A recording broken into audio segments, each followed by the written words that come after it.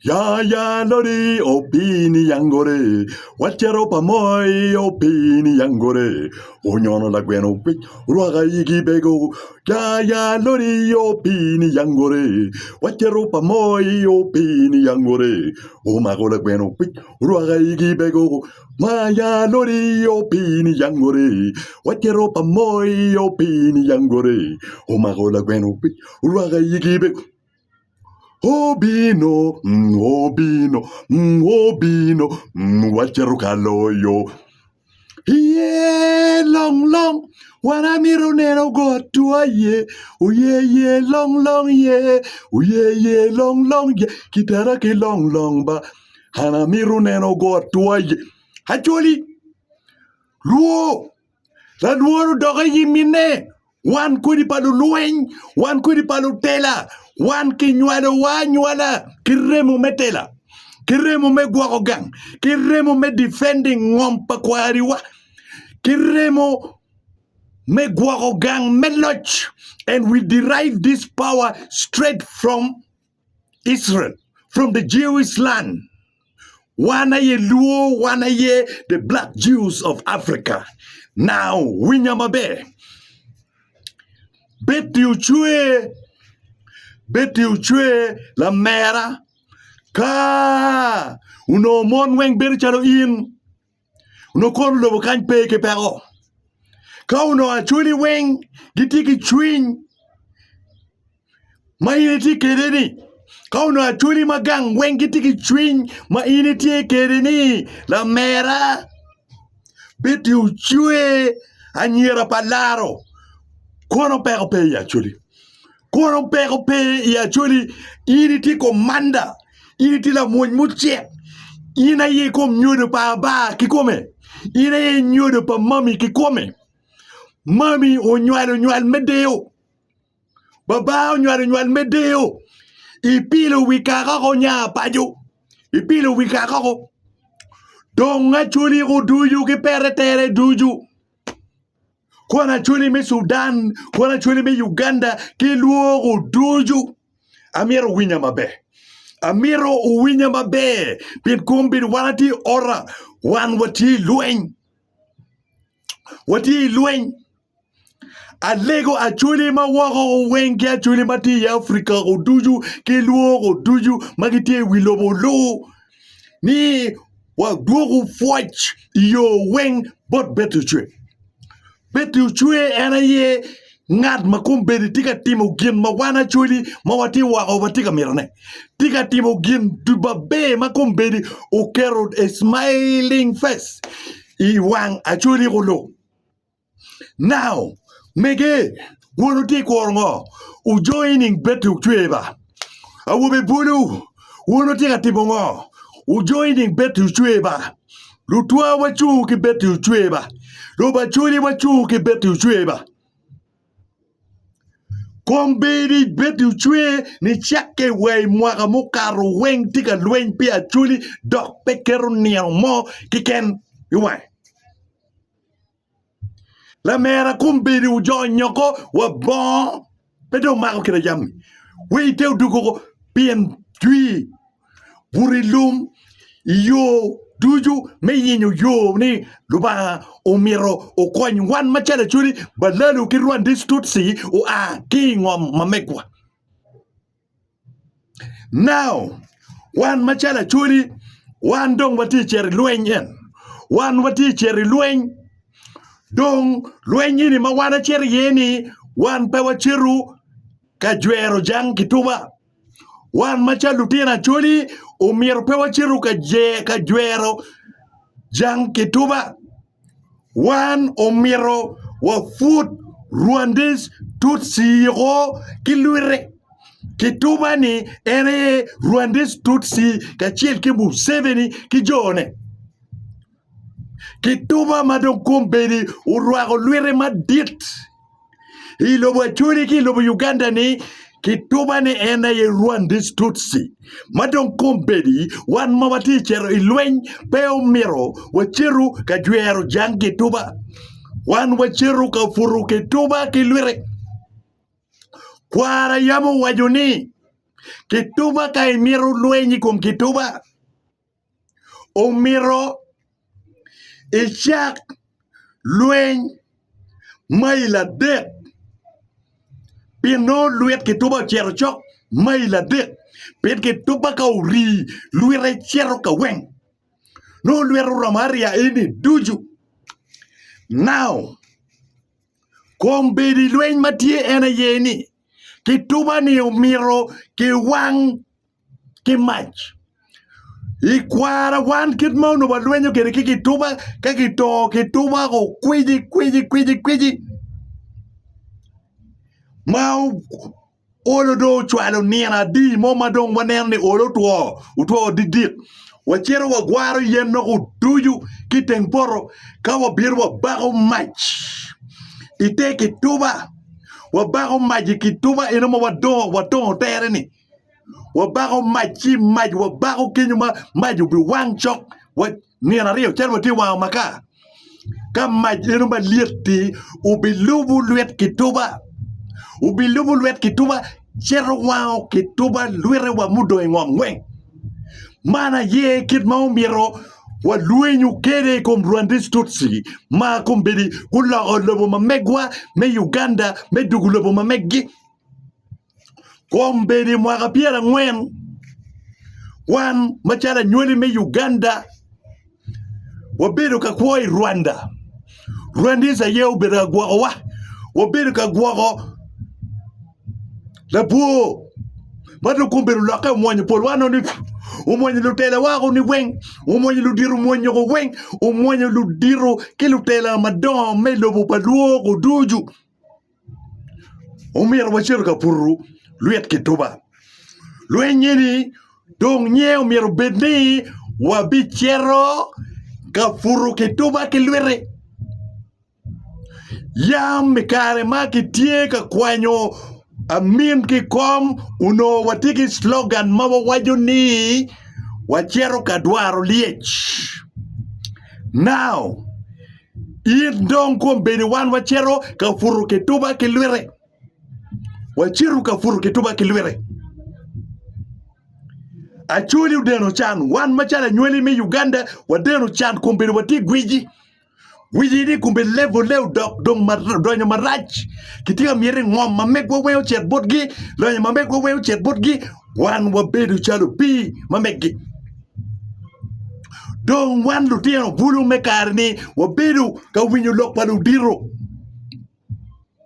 niki ket wang wakero wang wa kombedi lwa tika miero donyo odong lwa do chako polo idiwiwa ye tik wadong luado chako bodoga ye petie kor gin mo kiken an welu tieno manywalo ni do ramo koro dia chiel ko dia di pedo tam kidong pe wanywalo lutieno pa umpegi wa lutieno weng lutieno pakaka pa umeru koro kipanga gidi inu lutieno kaka inu wachiru ka lweny wayiu to ki Rwandese wega nyimwa ke nyimpa lutieno wabedbe Wayiu to kata gwak wan machalo buru mekare ni ke nyweli me Uganda mekare ni watweru to kachiel kimo 7 chi lutieno waberi kuch chi ayera pe chi bal pe dege wan otweru to meriemo Rwandese Tutsi ki ngomwa kachiel kilobo wa lutieno wa biberu ki kuch chi ayera pe ayego yin maitika chwalo koro Mon kweti chwalo ngo ikoma kone kwere ko angage metekere ati ready meti mujemi weng pin an machalu Daniel Soka ma uno do atie gang kenyu uno do alogo matek pikaka pepe aduor wangat mo chidong eni mati teo kono ni kono atwer logi ruam mani la ming mo peo balkare ne kichawa ne metamo neni an machalu His Excellency Daniel Soka aduor en ape kichawa meluori Ana wajatini an awluor luba keken gin mama pat kiluba ba bilwor gin matiki kom kiremo charo an mayue ki yamo charo an ba bilwor matwal ba bilworo a cheke inyum ngom kipolo a cheke nyim lobo kipolo ba bilwor ngatmo. Now back to the truths Gin matie wana chuli. Any don't come be the mirror rebuching. Wachagu jogo chilling. Let mono wajini no donation is too small. No donation is too small. Warayu chilling moki can. Kit chile haliba pa. Kit chile haliba beach. Kit chile haliba Rio me Uganda. Warayu pinchente enitie marom mawan wati gwago chente. Unyo wana chuli mawatie in a diaspora. Wati wago. Walego ni wajugu chente. $1, new $5, new $10, money my meal gangi matters. My meal me konyo luen me guago mampachuli matters. Being east or west, home is the best. Home is the best. Now, gin matie wajugu chente moke ken pewa beru pelugi. Tere wan watamuni wa beru lugi piloka chente Romano watia chubu.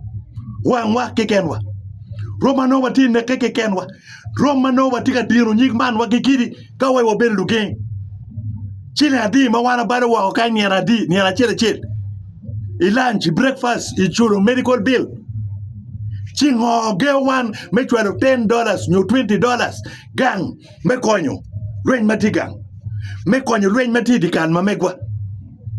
One mawati wagane yedo mier wakiru lwen matek lo weng. Pin one whole wati access meno chilling. Wajugu chilling pin lwen mabe ma ili lwen yu kedong ere me mi ajogan.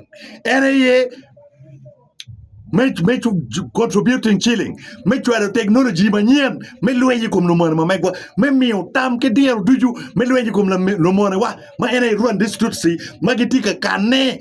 Ni tenying me balaru ni.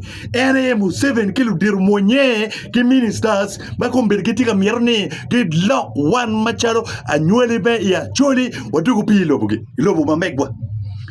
Kitika miero wadugu pi itikan ma megwa. One pewa biye. One pewa biye do pewa biye matwal. Now, jok chente moki kene will may twero. I will maker ni twero. One multi gang in Uganda, Africa, kono kwene weng. Jok chilling. Kit chila haliba chil. Twal. Joke. Kit chila haliba Rio, me Uganda. Twal. Joke. Now, kombedi jo wa magitik ka lwen matek. Gang kwilani. Gimiero gambut. Gin mamieta na machil gambut. Kido alego power bank. Wajugu chilling weng juni eni dano angwen new team leaders maroma bida bicheli weng gumier gubet ki power bank. So wamier wa will power bank murom pin murungeni electricity peti reliable charo kidong ilobu Uganda. Wamier chilling eni wa will power banks batiki watts mategu. Power bank matego chalo uriamo giki nga gini mano tiki 30,000 megawatts. Matiki 30,000 hams. Matiki 50 or 60,000. Ena ye umir wawilu. Wawilu gin matek matwer kwanyo gi. Wegi communication bet perfect ikinwa.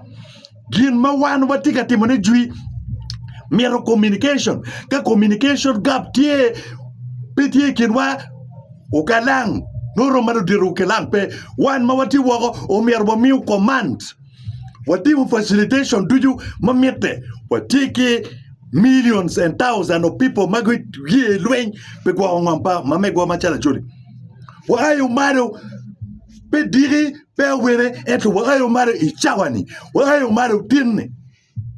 Now mana ye nama chim pa beti uchwe ma utwer chwalo koin mo ken chilling mo ken will mo ken kira liba chil chwal bore we u koin will gambut u koin gi will power bank u koin gi will yat mugumatiano tieno me konya ba wich amore ich unyotuo mugumatiano tieno we bene olo gumat pi ka wanye ni gumat pi un machala chwiri ungeo pin wor di lumpe yot chor lumpe yot en dano odo kin mandak mulni wa foya gikere wa kuya gikere chwingi now na machimpa beti uchwete plus 256 778 565 483 kichoyo inying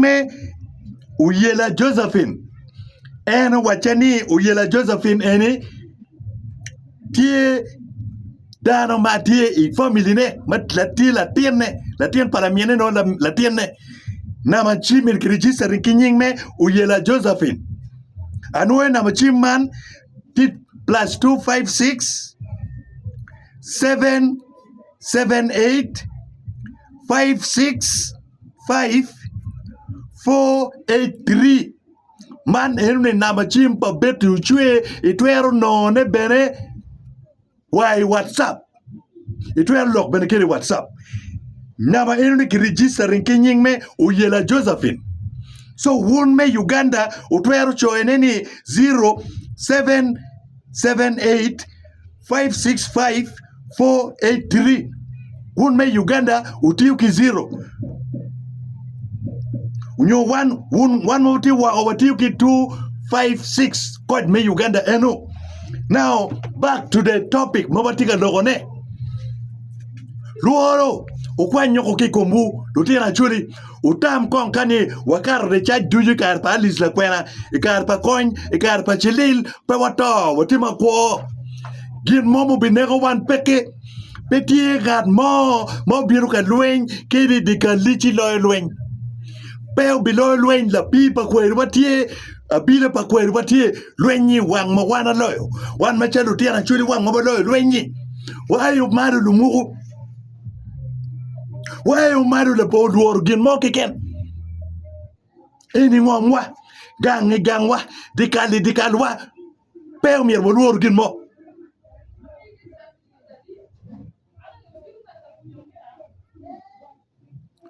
Awe chulo bino babo pio balomea Namo mi tam kia gago bobela chulo bino ba Ujona wobe chulo bino babo pio balomea Noya mi tam kia chuli Man ina ye we ma mier wano weru kawa chere dua Kawa cheru ka gemo balelu ki gangwa wa cheru in full force Ki tong katum ki jami duju Wan macha lutia chuli mauti wako wachwelu gadget ki technology weng matwer kwanyo dano wagang kilweng kun waweru type we chuli weng waweru we pin we mio gubu kirwa wege waki kweru wayam magulwenyo I second world war kimukene magulwenyo as slave trades waweru me mio wakeru kawa weru mio wakeru mio wa hope wewa wacher lwenyo matek Hawube chuli ukejo lwenye ni tienye gluone a chuli ukejo en tien lok mekejo watia ti wati kejo pengom mamekwa wati ka kejo pi anywa matie ilobo mamekwa win kwa chuli duol matie palaro keken duol matie palaro ti mia rio ki piera boro man duol diang unyo chuli moken gluone back diang Bak diang ti mia rio ki piera bor mun furi palar keken aya kabero maki luoni urogo sub county keken tiki duol diang piera bor we abungwen eni futpe wad logo ikwere futpe wad logo I area me amor district eni futpe tiga lo kwere Eni furwati lok I Guru district. Chidong pat mokene ndi kono me Guru district. Amor kono, noya kono. Lutua kape walwenyo, chi muony, udonyo kigangwa, eni muony kilweny madit. Unen wang kuru, jweni kumbeni kukwenyo, dam moko weng, rej dua ta. Idi lum kwila itim palabek. Itim paruda. Itim paduat ka weng ya churi wa ayu maru kakana ili lueng mapetidi jodi gubino ki lueng weng me mai ngong bo me ya jo mi wen ko tam gitika kwa yo gen I ngom ma megwa kun gitiki mudugo gitiki jem wen mugube giberu ki passport me Rwanda ti passport me Rwanda poro ki kongi Joni ene lo moñ magay ti lo moñ me Rwanda era dwi me Rwanda malwen o ngayogi era dwi me Rwanda mukene machincha kiberka training gi pe mwaga makara det gena giti dilum kabo wego joni ku rwa lwet ge chuli pe obi fute wa ngugu chet gok ba futliet wa ngugu chet gok ba futliet kana wa ayu malu tin an pe abi all tin abi recording ken makara boro chunati chue charote turu chunati chue charote ogwa okora tiga bino kilok maduong luani His Excellency Daniel Soka